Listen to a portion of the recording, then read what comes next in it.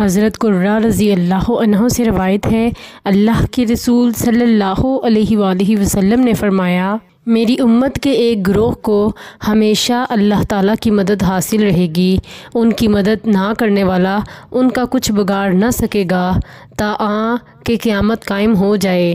سنن ابن ماجہ حدیث نمبر 6۔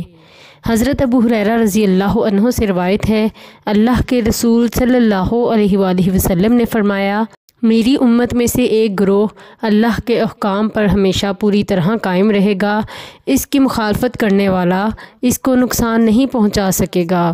سنن ابن ماجہ حدیث نمبر 7۔ حضرت ابو انبا خولانی رضی اللہ عنہ سے روایت ہے، یہ وہ صحابی ہیں جنہوں نے رسول اللہ صلی اللہ علیہ وآلہ وسلم کے ساتھ دونوں قبلوں کی طرف نماز پڑھی ہے۔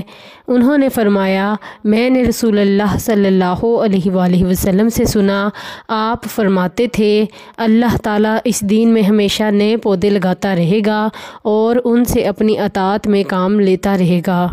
سنن ابن ماجہ حدیث نمبر 8۔